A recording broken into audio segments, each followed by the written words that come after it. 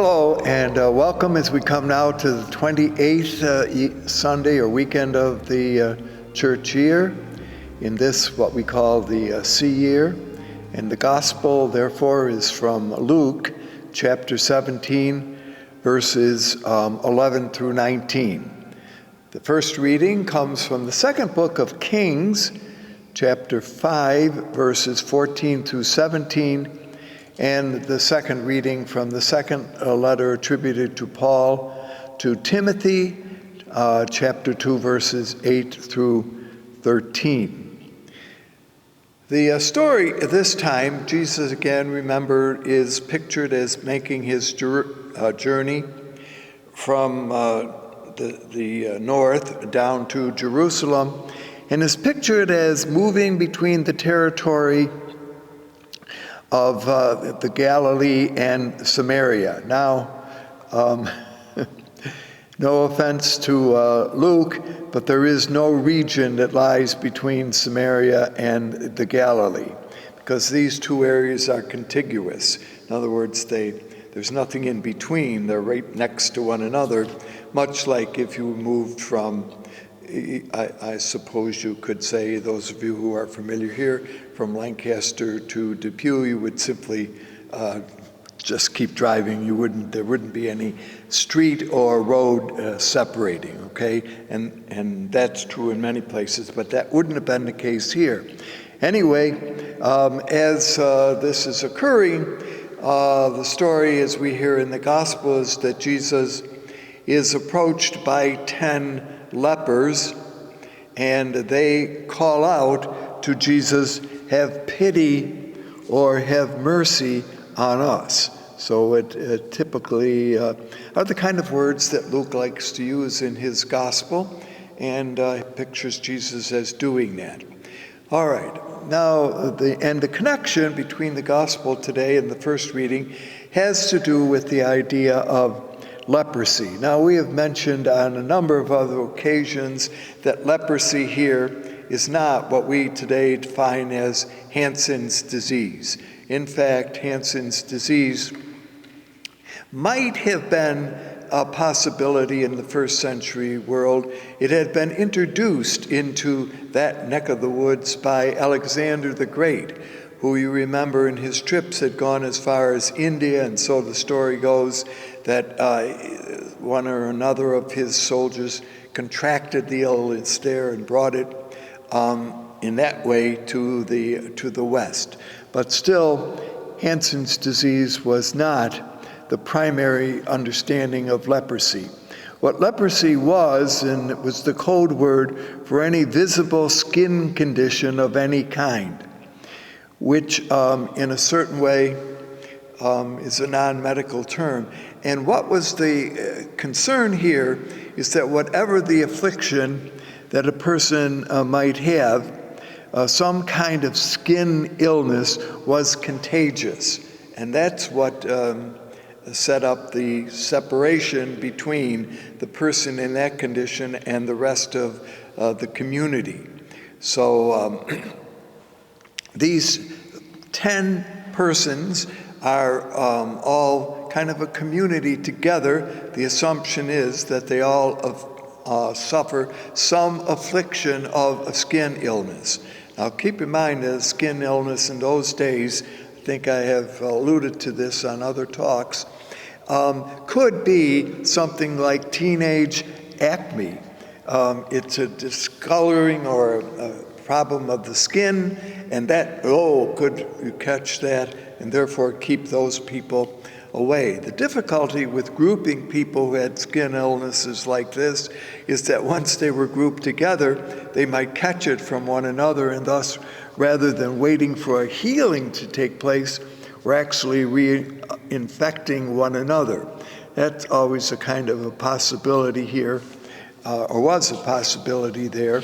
And that's why, as we mentioned, those who were afflicted in this way were told to keep away from the healthy community. Now, in some villages where the people afflicted by this would need, for example, to get water to survive, there was an individual well often placed outside of the community where those afflicted in this way could go to get water. There was the adage that we say you couldn't get near these persons with a 10-foot pole. Well, the idea is that they were, if they did come close to people who were healthy, they were either to ring a bell or to cry out, "Unclean, unclean." And the issue here somewhat is also, by the way, not simply whether it was a health condition, namely that there was some skin affliction, or because of this affliction were considered not worthy to take part in the village cult or worship. And in that sense, they were unclean, not because of a physical condition, but because of this association with others and with their own suffering in this regard. So all of that is a little bit the background here. These skin diseases, as I mentioned, could be something like ringworm, anything that was highly contagious, see? And that was the fear. And you could see there was some, perhaps, justification for that. Often, if there was some flaky result on your skin, that was enough to put you into this situation. And the idea was that it not only affected your skin, but it affected your clothing, it affected the wells that you got near. See, so the idea of contagion was not only that it externally affected the individual, but that in a way affected, as I mentioned, the whole health and welfare of the community. So what those afflicted in this way formed themselves was a community. Now I mention this because in the gospel here, we hear that Jesus, interestingly, is not pictured as touching them, but simply saying, well, go and show yourself to the priest. You are clean, but in order to be able to enter back into the community again, you needed the approval of the priest. Now, where would the priest be? Well, technically, they would be in Jerusalem, in the temple area. Priests did not associate or not found throughout the region of the Palestine. That simply wasn't the way in which it worked out. So in order to be approved, what? That you were truly cleansed, healed, that therefore you could join the community again, you needed the approval of the priest.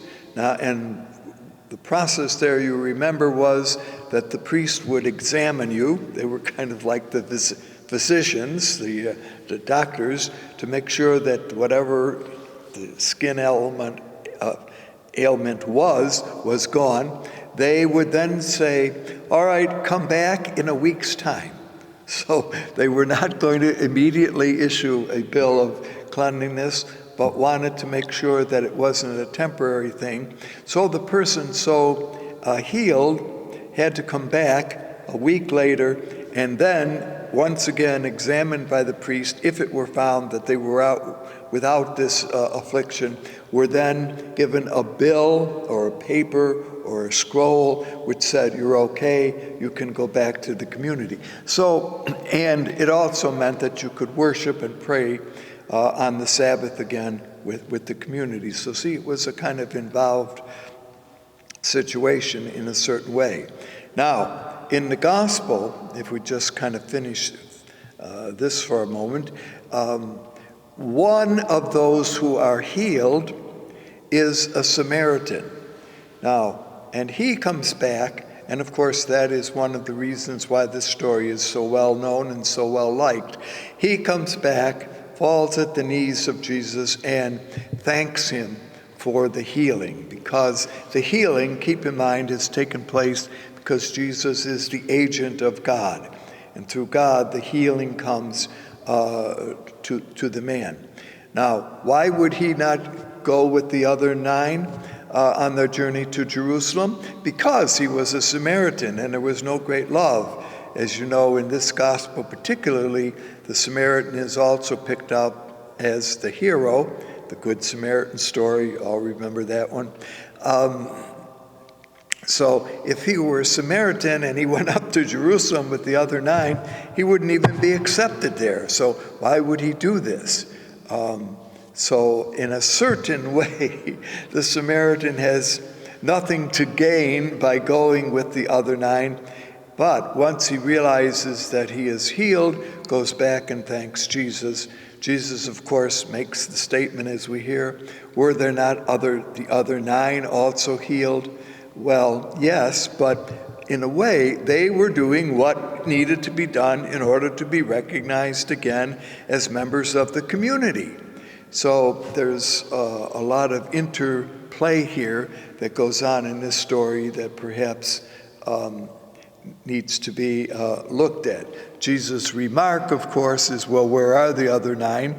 We would immediately say, yeah, why weren't they grateful? Why didn't they stop what they were doing, go back and thank Jesus, and then go back up to Jerusalem? Well, it's easy enough to kind of flex your own scenario here on how this should work out, but that, of course, is a little bit background. Also, and this is an interesting little aside to this issue, in the ancient Middle East, to say thankful or thank you to someone was to end a relationship. So in this regard, when the Samaritan says thank you to Jesus, he enters an ending relationship with Jesus. Now, I'm not sure how true that is.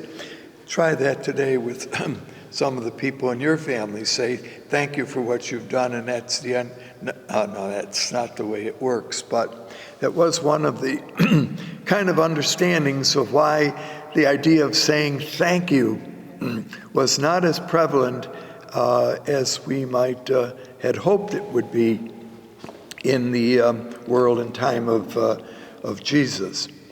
So that might bring us to the first story, which is one of the more classic stories connected with the second of the 2 great action prophets of the Hebrew Bible, namely Elijah and Elisha.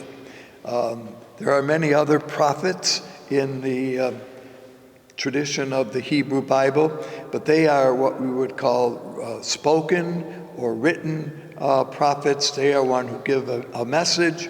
There is no particular message given by these 2 prophets, although they certainly are known for their actions. Elisha, you remember, is the successor of Elijah. Elijah had contested, and that, of course, was often the story, by the way, of prophets challenged authority, okay? Elijah, you remember, had challenged the authority of the king and of his wife Jezebel at Mount Carmel, and had kind of called Israel back to following the way it should. The successor, and this is the man that we're looking at here, is Elisha. He takes over when Elijah is taken up into heaven in a fiery chariot. Elisha picks up his cloak, recrosses the Jordan River, by the way, and it's an interesting little scenario where as he crosses the Jordan, the waters stop and he crosses back over into Israel on dry land. And Elisha is the centering person who brings God's healing to a man named Naaman. Now, Naaman is an outsider to Israel, so that's important to keep in mind here. Naaman was a general in the army of the Assyrians and had actually successfully defeated the Israelites in a battle. Now, the story in the second book of Kings begins by the fact that as Naaman was a leper. Now again, keep in mind all the things that we mentioned about leprosy. He is apparently successfully having waged a military battle back in his home, and it's interesting the role that they play in these stories. A servant girl says to Naaman, you know, if you had been in our territory, in the territory of the Israelis, there is a prophet there who might be able to heal you of your illness. So that's how this story begins, that it is, interestingly, a servant girl who points out the possibility to this mighty general what might be what he would be looking for, namely a cure. And so it's with that in mind that he goes back to the land of Israel.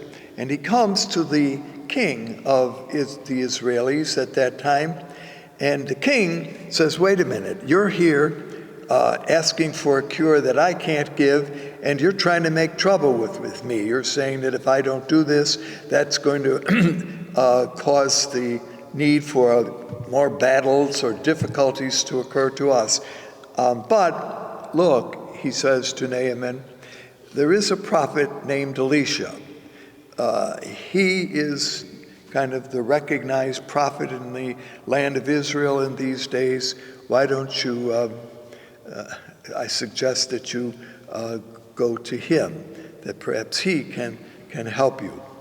So typical of leaders, kind of pass off, if you can, the problem to somebody else. But he's wise enough, that is the king of Israel, that he is not gifted by God in this regard. And so therefore he does at least recognize a prophet in his own time who lives in the Israeli territory. Also, do keep in mind that in this time, the land of Israel is divided into two sections: Israel, which is the northern kingdom, and Judah, or Judea, which is the southern kingdom. So we're talking about something that happens here in the northern kingdom. All right, so Naaman, who, as we mentioned, it was really a man of means. So when he travels, by the way, he travels with his whole retinue, which are attendants of various kinds, servants, those who take care of the little activities that go on in the daily life of someone who is important. Now, when he comes to the place where Elisha is, Elisha does not come out to meet him. So Elisha, in a certain way, has drawn a boundary between himself and this general, and that, in a little way, ticks off Naaman. Understandably, people in power don't like to be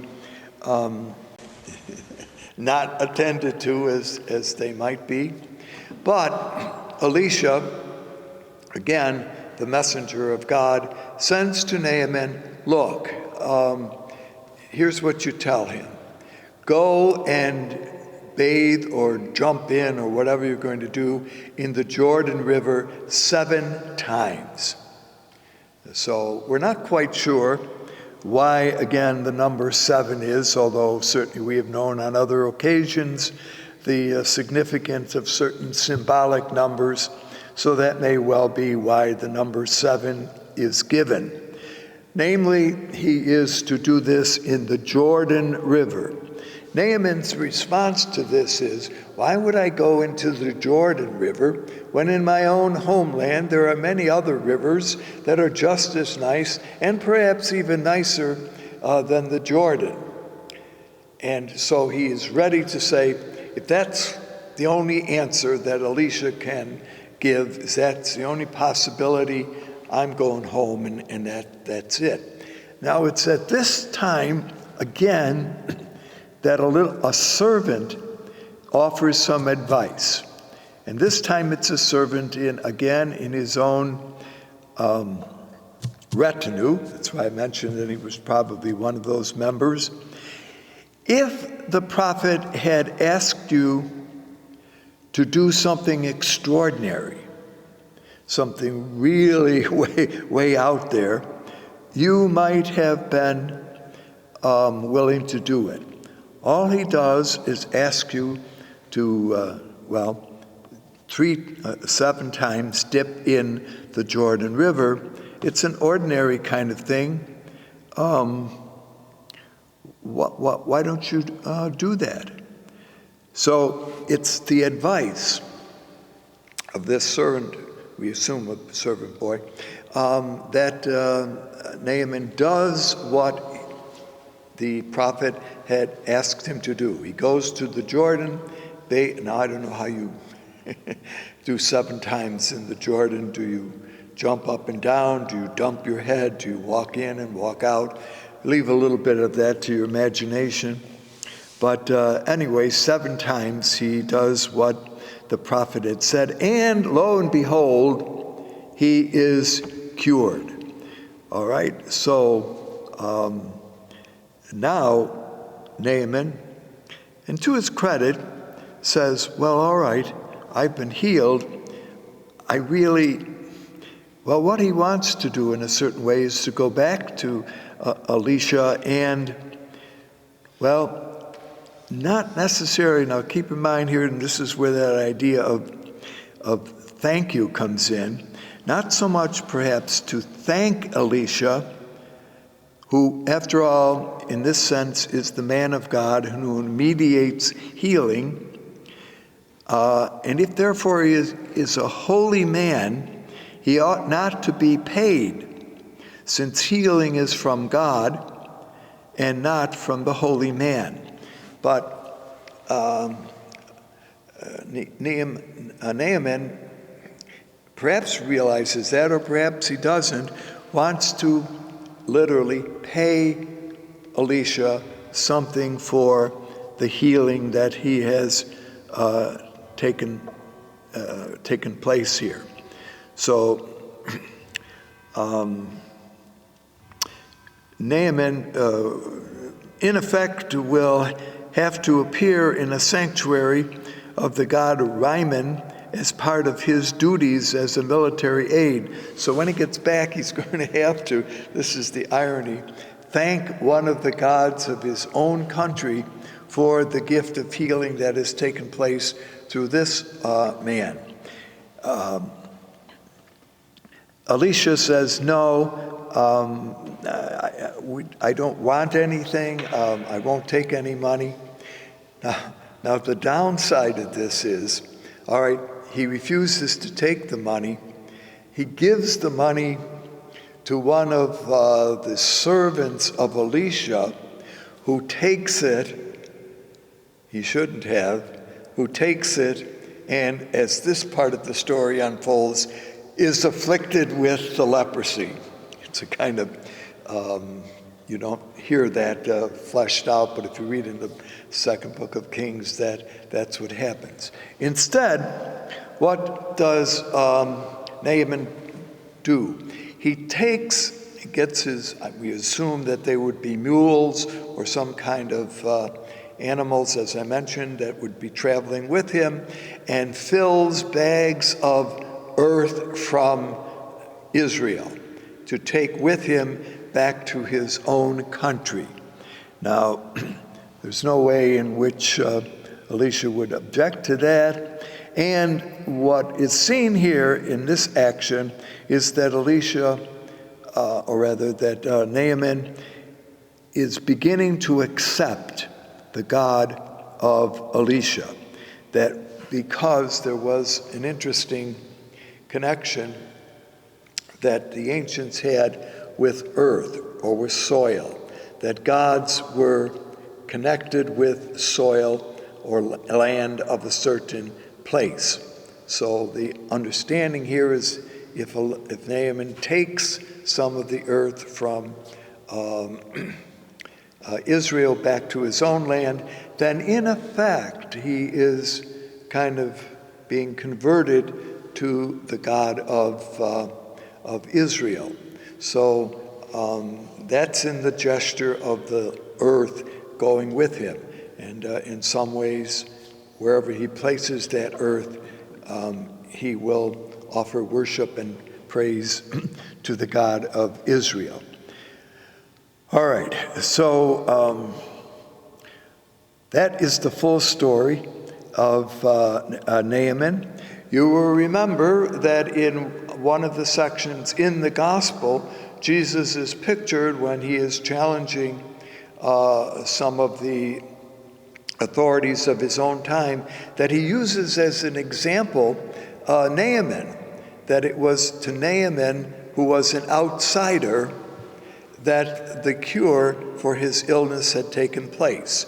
So a couple of times in the synoptic tradition, Naaman is mentioned as, well, loyal to the Lord God of Israel, and this perhaps in a certain way makes Naaman a champion of monotheism, that there is only one God, it is the God of Israel, and it is this God that Naaman shows his devotion.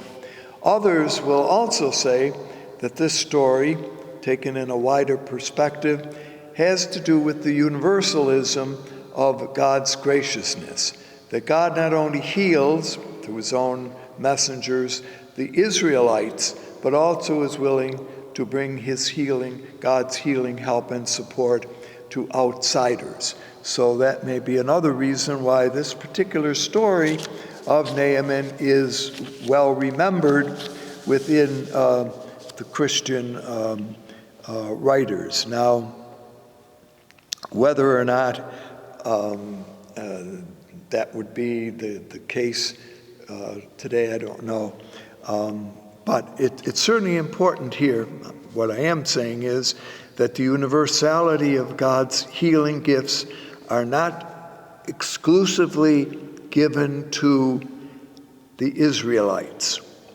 Now, that raises an interesting question, and one which particularly in Christian circles and even in Catholic circles, that God's healing gifts are only given to those who accept the belief in the God of the Christians. I would point out that the healing of Naaman takes place not because he believes in the one God of the universe, but he believes that Elisha is the healing messenger, or the messenger of healing of the one God.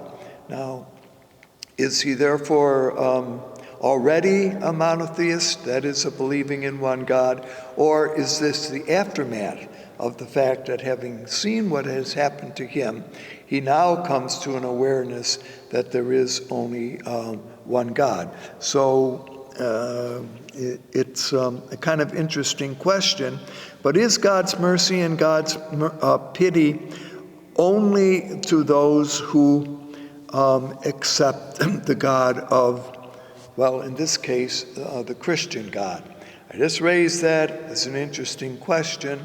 Many within the framework of Christian thought perhaps would not be too much in agreement with that idea, but I do raise the concern, or at least the question, is God's mercy and forgiveness limited only to those who belong within the Christian tradition? And certainly keeping in mind that the story that we looked at today is in the Hebrew Bible or in our Old Testament. And therefore, God's mercy is extended, and that is the reminder to the Israelites that God's mercy is not just to the Israelites. Well, is God's mercy just to Christians, or is God's mercy there for all who in some way come to believe, come to accept the goodness of this God's way, seeking peace, justice, and fairness for all people? Well, thank you for being with us today, and hope to see you again.